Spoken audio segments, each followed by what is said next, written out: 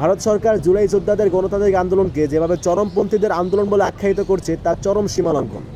এই ঘটনায় এখনও পর্যন্ত বাংলাদেশের পররাষ্ট্র মন্ত্রণালয় বাংলাদেশের ধ্বজভঙ্গ পররাষ্ট্র উপদেষ্টা কোনো জবাব চায়নি।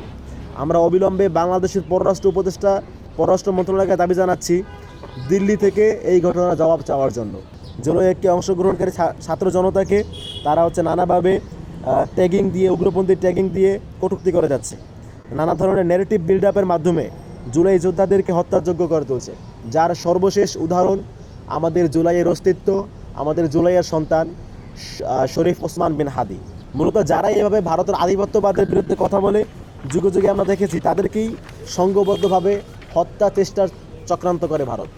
ছাত্র জনতার উপর মানবতা বিরোধী অপরাধ সংগঠনের সময়ে এবং পরবর্তীতে দোষী সাব্যস্ত হওয়া আওয়ামী লীগ নেতাদের সাথে ভারতীয় হাইকমিশনার প্রণয় ভার্মার সরাসরি যোগাযোগ বজায় রেখেছিলেন, এটা আপনারা দেখেছেন।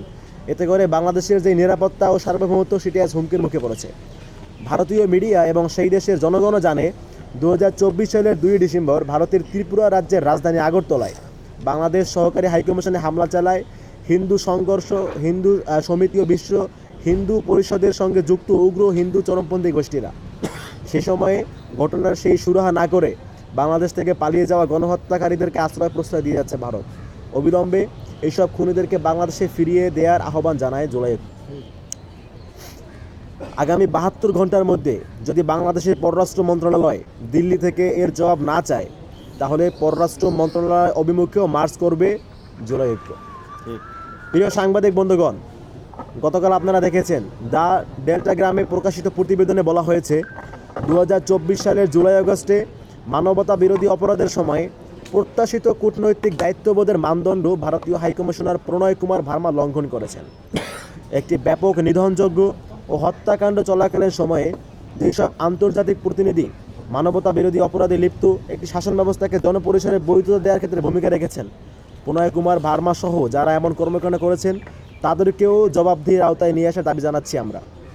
না হলে জুলাই ঐক্যের সঙ্গে যুক্ত 100-এরও অধিক সংগঠনের সাথে নিয়ে সারা দেশে আমরা ভারতীয় আধিপত্যবাদ এবং বৈশ্বিক বিভিন্ন পরাশক্তির আধিপত্যবাদের বিরুদ্ধে গণ আন্দোলন গড়ে তুলব। আমরা ভারতের এই সমস্ত চক্রান্ত থেকে দূরত্ব বজায় রাখুন।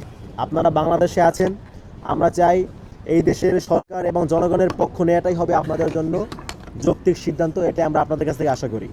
প্রিয় সাংবাদিক বন্ধুগণ, ভারত আমাদেরকে হত্যার হুমকি দিলেও বাংলাদেশে থাকা ভারতীয় নাগরিকদের সর্বোচ্চ নিরাপত্তা নিশ্চিত করার মাধ্যমে এক বিরল নজির স্থাপন করেছে বাংলাদেশ। ভারত আমাদের প্রতিবেশী রাষ্ট্র। আমরা চাই আমাদের প্রতিবেশীর সঙ্গে সম্পর্ক হবে ন্যায্যতার ভিত্তিতে সহযোগিতামূলক। কোনো দালালি, কোনো দাবেদারি করার মতো সম্পর্ক আমরা মেনে নেব না। ভারত আমাদের প্রতিবেশী, তাদের সাথে আমাদের পারস্পরিক সহযোগিতা সম্পর্ক হবে। এখানে কোনো দাদাগিরি ফলানোর সুযোগ নাই, কোনো বড় ভাইগিরি ফলানোর সুযোগ আমরা দেব না ইনশাআল্লাহ।